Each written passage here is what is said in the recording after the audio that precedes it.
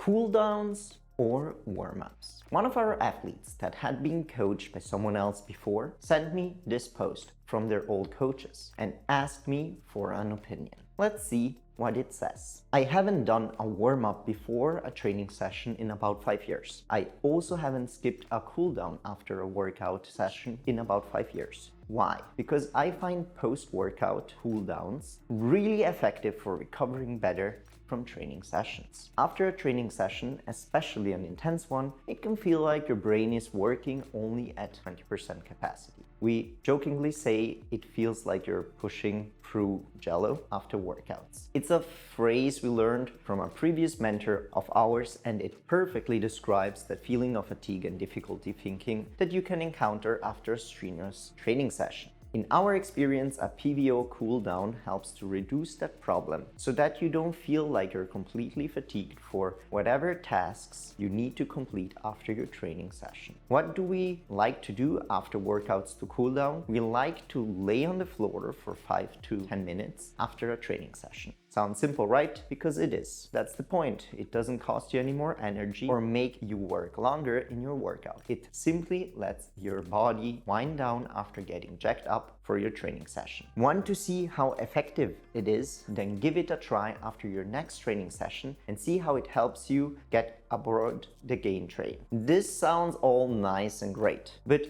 what does the current research say to not warming up, instead cooling down from strength training? After merely a few hours of research, we have found quite a few systematic meta-reviews, as well as a few narrative reviews that all point to the same conclusion. The theories stated above and applied to multiple of their clients seem to have no scientific evidence and rather be based on personal experience and bias. Not only that, but doing no warm-up seems to be a bad idea altogether. Aside from an article published in 2015 by Courtney J. McGowan, studies have shown that despite a previous scarcity of well-controlled studies and minimal empirical evidence supporting coaches and athletes' belief that a pre-event warm-up is essential for optimal performance, extensive research over the past decade has provided substantial support for pre-competition warm-up completion. Passively or actively elevating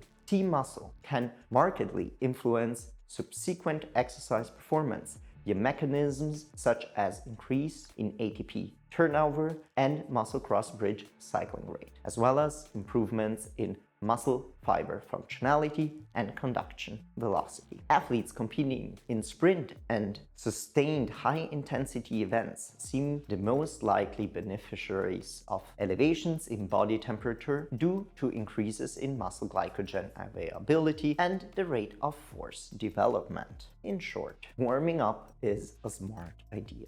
Another systematic review with a meta-analysis by Fredkin Andrea J. for the Journal of Strength and Conditioning Research showed that this systematic review and meta-analysis have shown improved performance after a warm-up 79% of the time. What about cooldowns then? A narrative review of the psychophysiological effects and the effects on performance, injuries, and the long-term adaptive response by Bess Van Horen, published in 2018, concluded, although there are many proposed benefits of an active cooldown compared with a passive cooldown, this review shows that only a few of these benefits are supported by research. Most importantly, we have provided evidence that an active cooldown generally does not improve and may even negatively affect performance later during the same day when the time between successive